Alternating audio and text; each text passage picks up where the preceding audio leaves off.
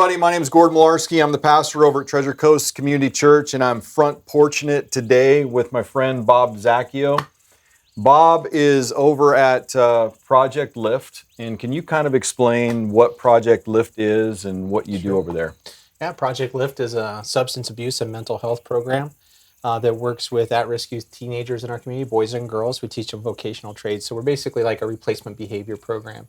So what we're looking to do is replace negative behaviors with positive outcome behaviors, such as a skilled trade.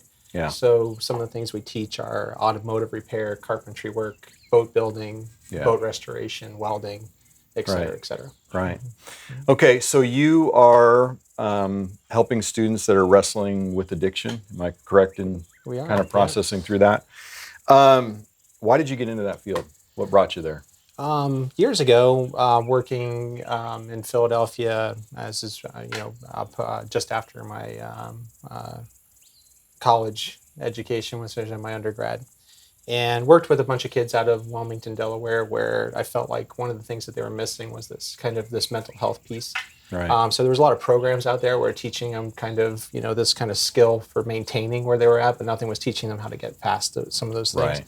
So what we saw was a lot of addiction inside of those programs, and I thought, we really need to teach this skill as it relates to industry. Is where do we spend most of our life is in our job. Right. So how do we work inside of industry to continue to be healthy-minded people? Well, we need to start teaching at a much younger age, and that's where that all stemmed from. Right. I think what you guys do is so interesting because you've been able to kind of partner that ability to teach trade and then also kind of help break addiction cycles and just bring those two things together. And I don't know of very many people that have that model right now. And so you and I have talked about this. So this is kind of getting some attention across the state lines, right? It is. We're getting a bit of attention across the country at this point. Our team's been asked to speak in places like Dubai to the Global Education and Skills Forum, talking to educators about why is this particular model so important for resilience. So in the resilience model of recovery, you have to take a look at whether or not a person is born with it or whether you can develop it. Right. And one of the ways you develop it is through hope and dignity and pride and all those other things. Right. So what are we doing this day and age in our school districts and our school systems, our churches, or wherever, to help foster that particular movement? Right. Okay, so a student comes to you, and when I talk student, you're pretty much teenagers, right? Like 13 to 18-ish, is that the 14 bracket? 14 to 19 is our bracket. Yep. 14 to 19 is your bracket. So what signs are manifest in a student's life that maybe a parent brings to you to enter into your program?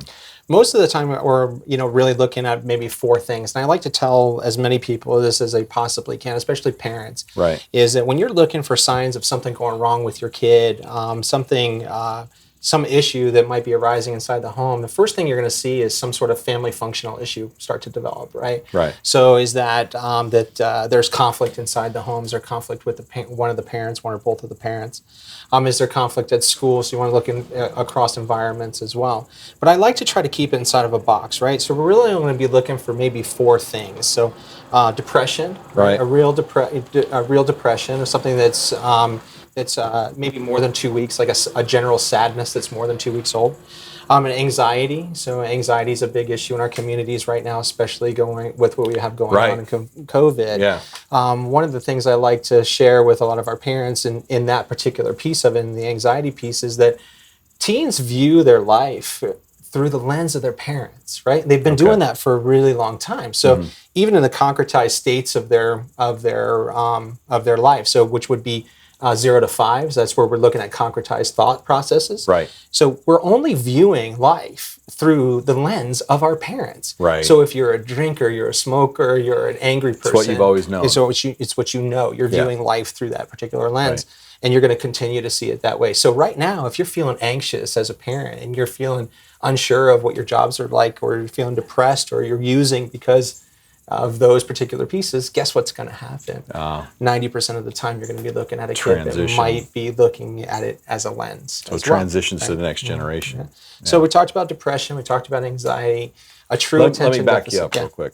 So depression. What does that look like in the life of a student? How's that manifest It itself? can manifest itself into use, right? So, Right. like I said earlier, you need to pay attention to the length of time that it's going on for. So, Yeah. general sadness can mean anything, right? Yeah. But you also have to have a baseline on what your kid does, or who your kid is, or what type of kid your child is, right? Right. So, if they're kind of generally kind of in this, like, I want to say Eeyore mode, Right. like that That's a good way. they're kind of right. Yeah. They're kind of they kind of recluse. That's a general movement for them. Right. That's not depression for them, right? There's a baseline in there somewhere. It may mean that they're just introverts, Yeah. or that they are not necessarily in the same zone that you would see other kids being. Yeah. Make sure that you're always having conversations with your kids' friends, right? It's okay to be friends with your kids' friends, right? That's a great tip. What's also hard and difficult in that arena, especially with depression, is that you're looking for general sadness over a couple weeks, right? Mm-hmm. But instead, as a parent, we'll look at it and go, "Oh my gosh, they've been down. Like they're not, like something's wrong. They're feeling down, Right. and it's been like 1 or 2 days." Mm-hmm. And instead of overreact. it's like an overreaction to it, and then all of a sudden, what it does is it drives a further, oh, something's wrong with me. Oh, I want to push away. So you want to look for and be careful of not overreacting, but at the same time, this general sadness that could last for a couple weeks. Yeah. And then, like I said, it's important to be friends with your kids' friends, right? Be friends with them. It's okay. Right. Act foolish. You can figure it all out from there. Right. We tried to make our house be the house where everybody hung out. Absolutely. So It's if you can do good that. idea. So people talk about when they're looking for houses, should they get one with a pool or not? Yes. Yeah. It's the best investment you can, especially if you got young Right. kids. Right. And it's just as easy to pick up the phone and call for a pizza delivery, Right. at any given time. 100%. I think that there's, you got to let your guard down a little bit. I think there's a fine line with being your kid's friend, because you Right. got to be there. They got You're the plenty of adult. friends. Yeah. You're the adult. But there's also that part in there where it's okay to be friends with your Mm-hmm. with your kids' friends. Then I would talk about, of the 4 that I would put into a box, is attention deficit hyperactivity. Mm-hmm. Right? Is that you do have to pay attention to those particular pieces as well as being a particular part of how we're functioning today. Do we have heightened attention deficit right now, or is it kind of weaning? Like, where are you at with it?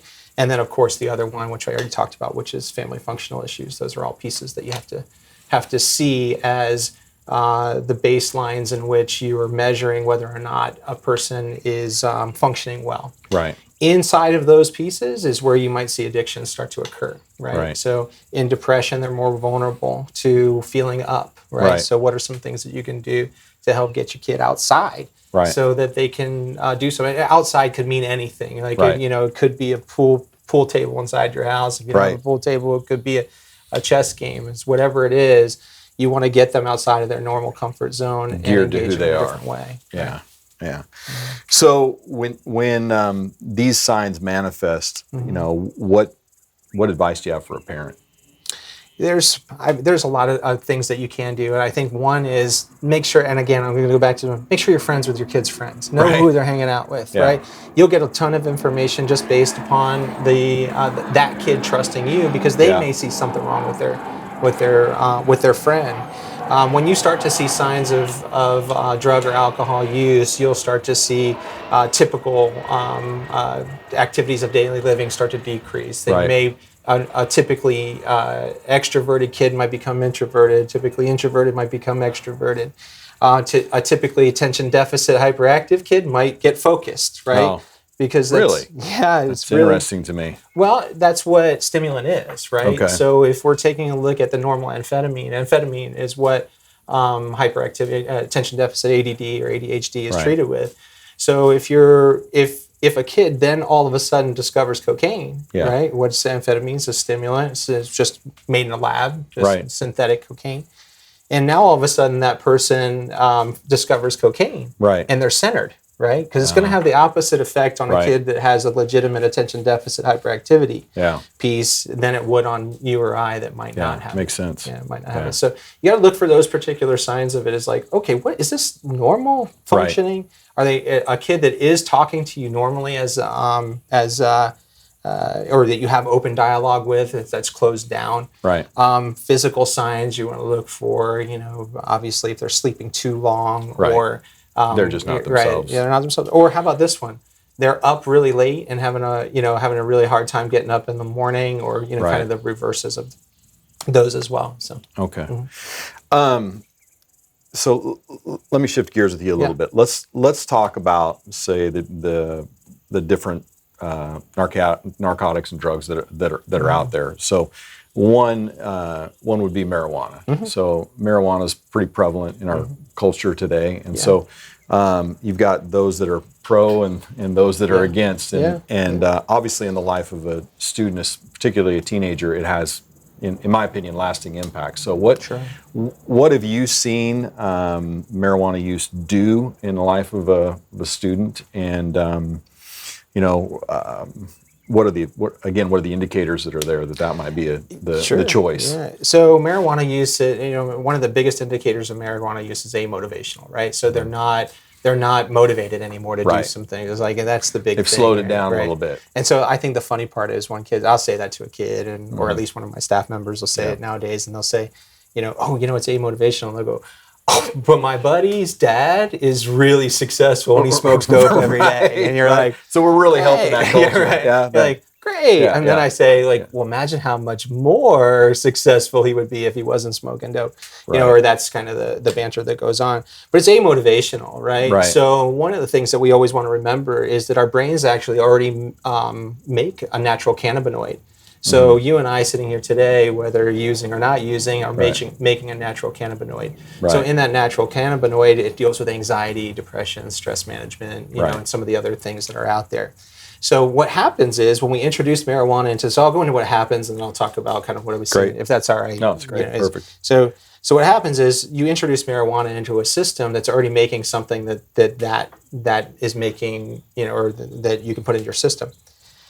Your brain's like a Ferrari, right? So it's going to find the fastest way to get from point A to point B, right? So when you introduce marijuana into your system, now all of a sudden the natural cannabinoid that's being made, your brain says, well, I don't need to make that anymore, right? Also, I can smoke it, and then I don't have to, or I can take a pill or an edible or whatever, and I don't have to. My brain doesn't have to do that anymore. Again, it's all about efficiency with your brain, right? So now your brain is saying, all right, well, let's try this out for a couple of weeks and see what happens. And you'll hear kids say, oh, I don't crave it, or I have this or that, yet they'll continue to do it. So my rebuttal most of the time is like, hey, if you don't crave it or you're not addicted to it, then just quit. Right. Then just save stop. Save the money. Here's your best advice. Stop it. Right. Right. So now all of a sudden you got this kid who's continuing to use because they don't realize that your body now has to have that in order to create this particular chemical in your brain to deal with certain aspects of your life. Right. So that's one of the bigger problems with marijuana right now is that, look, we're going to deal with anxieties, we're going to deal with stresses and all these other stressors and all these other things, but the reality is that that marijuana and THC that creates that in a higher level. Right. So what are some of the? What was the question again? I get really into what are the indicators? And you were talking about it. Basically, Rob's motivation is kind of one of the primary indicators. And so I'm just And so I'm just saying, if a parent is wondering about this, what do they look for? What are they looking for? What they can do? Yeah. So you'll start to see this amotivational piece, kick in, and that's usually their biggest sign. They'll start withdrawing from normal activities. Yeah. Not anything you couldn't Google. Like it says, there's no smoking gun, signal that says, okay, this kid is, highly addicted to this particular drug. But the reality is, what's your gut saying? Yeah. Like you're a parent. That's a big one. You know when something's off if you're a parent at all. Right. So yeah, I know. Certainly my family has certain struggles, and we have struggles with our teens, and we go back and forth, and you know it. You know what's happening, and you know that you can deal with those things in a particular way. You can seek help from obviously your pastors and also the mental health community. Yeah. We don't have a significantly strong substance abuse recovery community for teenagers in Martin County. I think that we have our head in the sand a lot of times. Like right now, we're starting to see a pretty significant resurgence of Molly, which is obviously a pretty strong drug that it's ecstasy for those who don't know. We're starting to see a big mass increase of that happening right now. Why? It's probably just the evolution of the drug pattern in our communities. Right. So a couple months ago it was benzodiazepine, so ecstasy, or not ecstasy, Xanax. So when you see like a resurgence of a particular drug, now something else is going to come up behind it. So, for instance, when Xanax was big just a couple months ago, we all could have predicted that it would get hit really quick, and then the next thing would come up again, and that would be ecstasy at this point.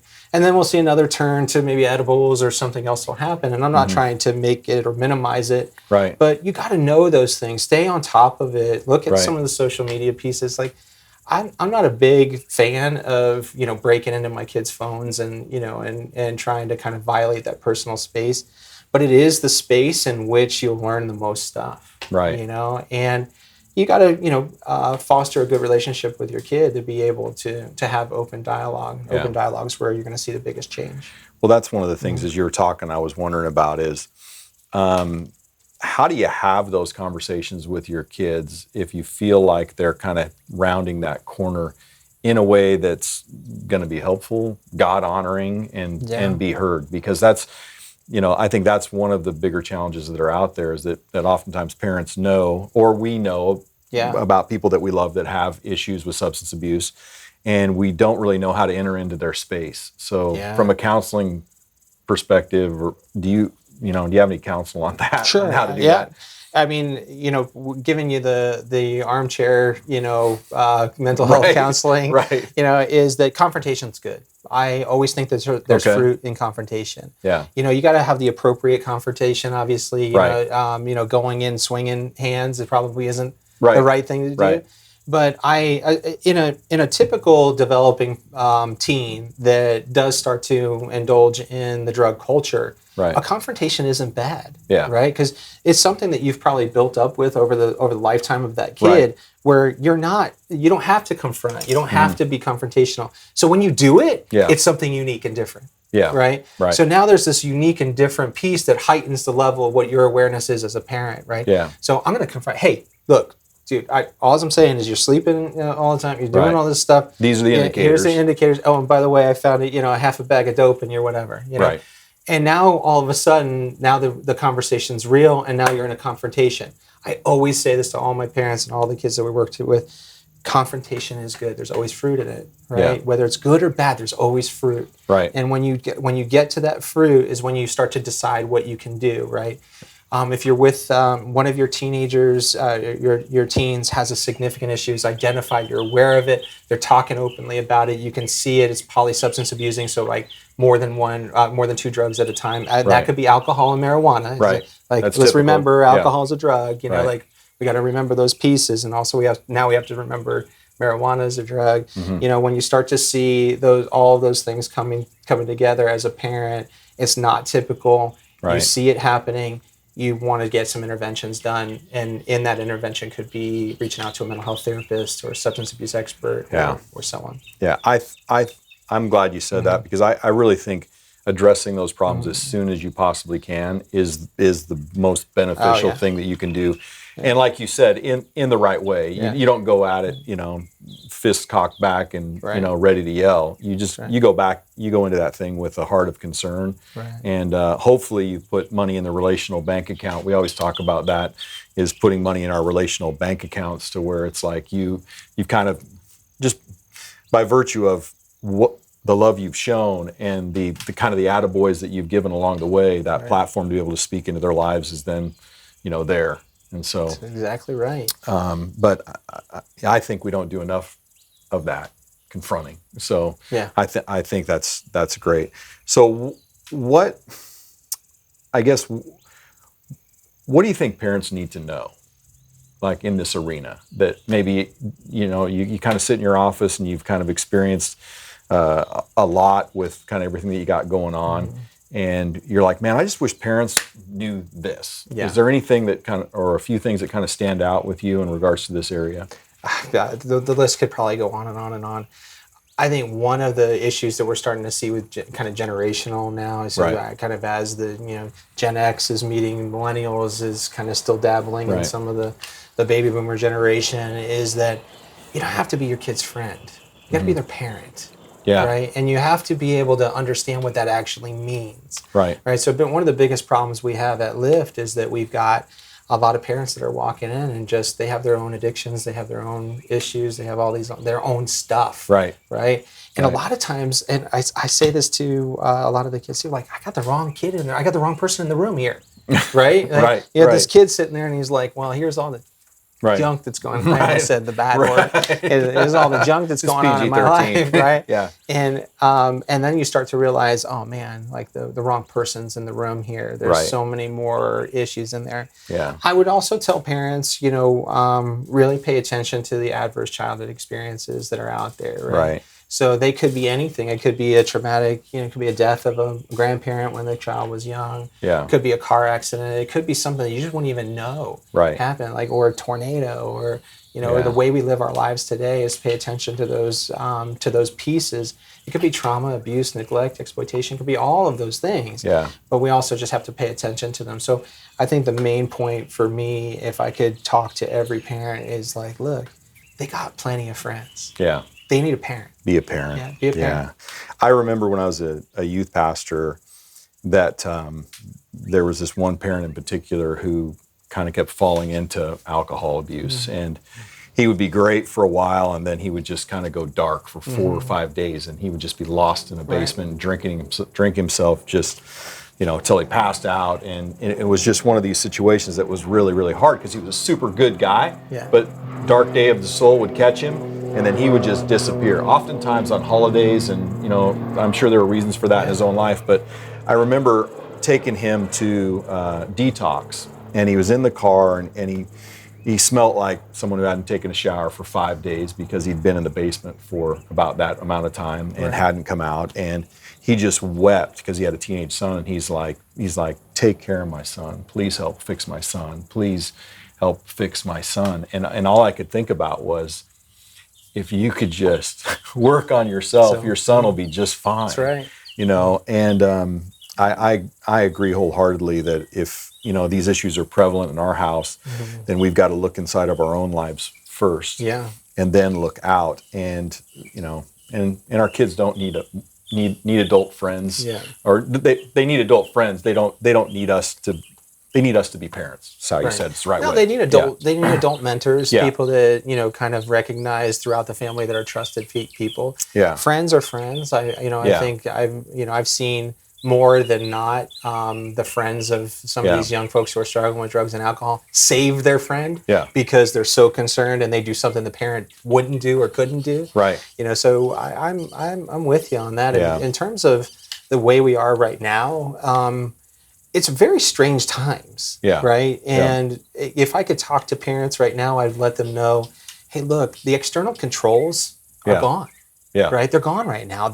That reason for your child to get up at 8 o'clock in the morning is no longer there. Right? Radically different. It's radically different. You've seen a complete change from that morning. We woke up on the 12th or whatever it was, March 12th. I call March 12th the D-Day. Right. So we woke up on March 12th.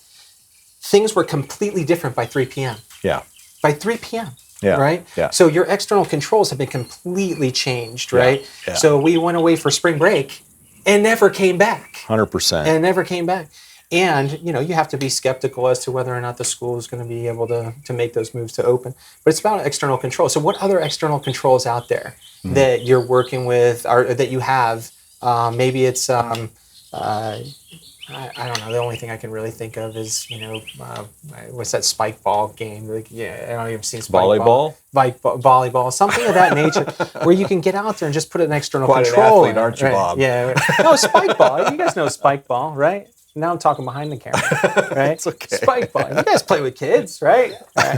It's a really cool game. Anyways, but find those families that you're really close with, have some engagement, put some external controls together. Right, something in front of them. Yeah. Otherwise, they're out there floundering, and so are we. We're dealing with our own crap, right? Remember, through the lens of the teen is viewing things through the lens of the parent. Yeah. If we're viewing it like this is the end of the world, and anxiety is the sky is falling, and it's there's nothing else we can do. Yeah. Your kid's going to view it the same way. Yeah. Wow. Well, what do you? what do you have inside of your history of students and families that you've walked with that would give parents kind of an indicator of hope? And so obviously I'm not looking for personal names or even stories that could be recognized, but there are a lot of families that are in cycles where they've just kind of been running around the same tree for a long time, and they're wanting to know that there's hope and that there's freedom from addiction. And so do you have some stories like that? Sure. I got some good ones. Yeah. I can talk to you about just today. One of the things that I always say to the kids at Project Lift when we have to require them to go to a higher level of care, right? So most of the youth are referred to us because of a substance abuse or drug and alcohol issue, right, or substance use issue. And what we discover is about 70% of them don't really have a problem, right? And it lands right around 30% that you see true dependency. Right. So we know right away that we have to work in this particular area. Yeah. A kid that we've been working with for about a year and a half now. I won't use names, obviously, but couldn't get it right? Yeah. But we knew quick. I mean, within 4 or 5 weeks, we knew that this young man had a true addiction, right, and that we were going to need to help him in a certain way. We started working with the family, doing trauma-informed care, and some of the other strategies. We use the motivational interviewing, which is more of a substance abuse focused type cognitive behavioral treatment. Wasn't working out. I went to the courts with this. It actually happened to be a day that I got to go to court, and I wish I don't get to go too much anymore. But standing in front of Judge Levin, who's one of the best judges in our county, certainly one of the most caring guys that you ever meet, when we were making the recommendation for him to go to an inpatient program. And he looked, his kid's cuffed behind him, standing in front of the judge. That's hard to see. It's heartbreaking. It's heartbreaking. So he looks over at me, and we note his parents weren't there, and it was just they're alone, right? Which tends to be what happens because you burn so many bridges. Nobody wants to be there for you. And oh, by the way, it's really painful to watch a kid be locked up and set behind, especially your own child. He looked over at me, and I looked at him, and I said, "Look, I love you. I care about you, and we're here when you're ready." Yeah. Right. So just today, so that was about a year and a half ago that all that started occurring. Yeah. Just today, he was in my office fixing one of the electrical, the insets in my office. Right. And he started telling me about what it is that I could do better as a leader of Project Lift.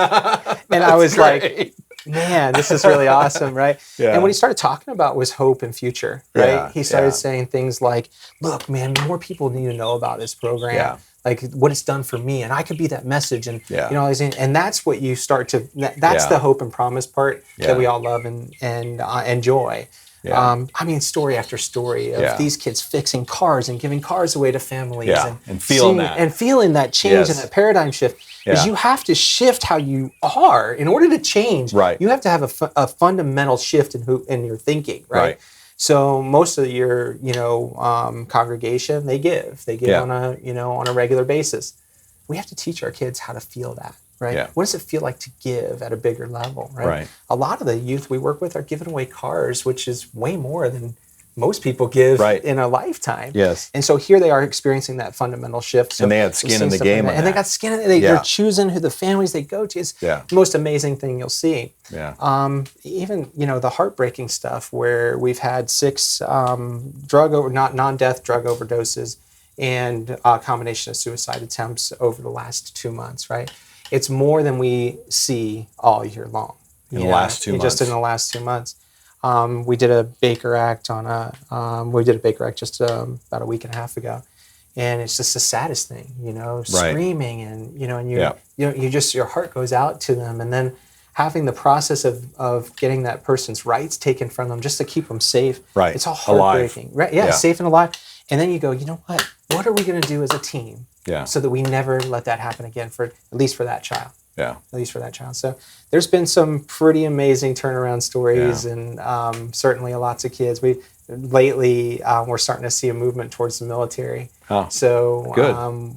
We've had maybe 4 or 5 youth in our programs just in the last couple of weeks start to make legitimate commitments into the military, which is definitely moving, to watch them make that. So from heading nowhere to finding a path to wherever God has called them to be is That's super cool. Yeah, their brains are all fogged. Yeah. You know, they don't know what they're getting into. They don't know what they're doing. We get them clean. Their minds clear up.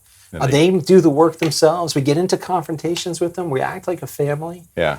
And then you see them do amazing things like that. They get it. Yeah. I love that kid was telling you how to do your job. I was awesome. That's so great. I just sat back in my chair and Yeah. I thought to myself, Yeah. this is exactly what I want. And I often thought and said this out loud.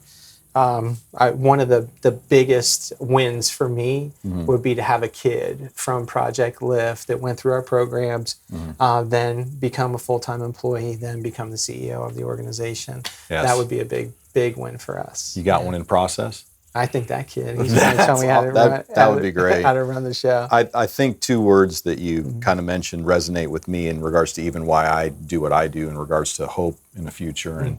And you know, that's found in Christ. It's talked about in the Old Testament. And it's such a powerful thing when you're able to help connect people to hope and their future, because you know, their potential then is unlimited. Like the contribution that they bring to the world is unlimited, and the completeness that's in their life is just really, really cool to see somebody come from crash to restored is a beautiful thing. So, yeah, it's poetic in our place for sure. Yeah, well, I appreciate what you guys do, and I hope that you guys will continue to rescue our students and bring hope and future to them. So thanks for being with me on the porch today. Thanks for having me. I appreciate it. Yeah.